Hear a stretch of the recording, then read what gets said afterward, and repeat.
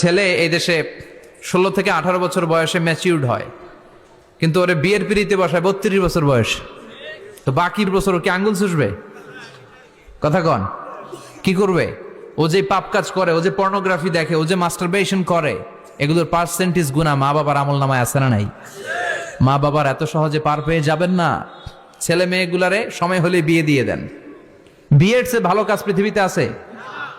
যেই সমাজে বিয়ের খরচ বেড়ে যায়, ওই সমাজে জেনার খরচ কমে যায়। বিয়ে করতে লাগে 10 লাখ, জেনা করতে লাগে 500 টাকা। কথা কন। এজন্য জিনাকে সহজ করবেন না বিয়েকে সহজ করবেন? বিয়ের কথা কইলেই পোলারা কয় তুই নিজের পায়ে দাঁড়া। তো এতদিন ও কার পায়ে দাঁড়াইছে? সহজ করবেন তো? আল্লাহ তুমি বোঝার তৌফিক দাও। এরপর আল্লাহ বললেন, আমি মানুষকে শুধু আশরাফুল মাখলুকাতি বানাই নাই, আমার খলিফাই বানাই নাই। মানুষের চেহারাটা শুধু আমি সুন্দর করে দেই নাই, গোটা বিশ্বের মধ্যে মানুষকে আমি সবচাইতে শক্তিশালী করেছি।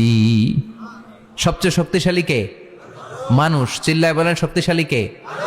আল্লাহ যখন পৃথিবী বানালেন, মুসনাদে আহমদ ইবনে হাম্বালের বর্ণনা, পৃথিবী কাঁপাকাঁপি শুরু করলো।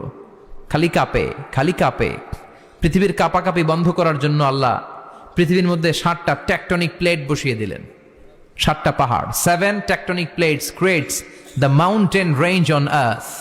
وَجَعَلْنَا الْجِبَالَ أَوْتَادًا। পৃথিবী কাঁপতে শুরু করলো সৃষ্টির পর। পৃথিবীর কাঁপাকাঁপি বন্ধ করে দেওয়ার জন্য আল্লাহ পৃথিবীর ভেতরে পাহাড় ঢুকিয়ে দিলেন। পাহাড় পেরেকের মতো গেড়ে দেওয়ার পরে পৃথিবীর কাঁপাকাঁপি বন্ধ হয়ে যায়। সুবহানাল্লাহ। ফেরেশতারা অবাক হয়ে বলে, মাবুদ, পৃথিবীর কাঁপাকাঁপি বন্ধ হলো কেমনে? আল্লাহ বললেন, ও ফেরেশতারা, পৃথিবীর মধ্যে আমি পাহাড়কে গেড়ে দিয়েছি। পাহাড় গেড়ে দেওয়ার কারণে পৃথিবীর কাঁপাকাঁপি বন্ধ হয়ে গেছে। ফেরেশতারা বললেন, তাই নাকি? পাহাড়ের এত বড় শক্তি। ইয়া রাব, হাল মিন খালকিকা আশাদ্দা মিনাল জিবাল।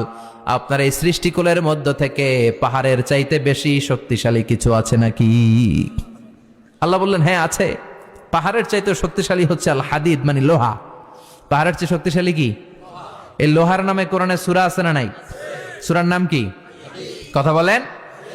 وَأَنزَلْنَا الْحَدِيدَ فِيهِ بَأْسٌ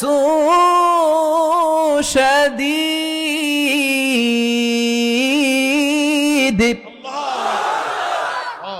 আমি আকাশ থেকে জমিনের মধ্যে হাদিদ মানে লোহা পাঠিয়েছি। লোহার মধ্যে আছে প্রচন্ড শক্তি। ওয়া মানাফিউ লিন-নাস, লোহার মধ্যে আছে মানুষের জন্য উপকার। পৃথিবীতে এমন কোন জিনিস নাই যে এই জায়গায় লোহা নাই, ঠিক কি না? বিমান বানাতে লোহার দরকার আছে।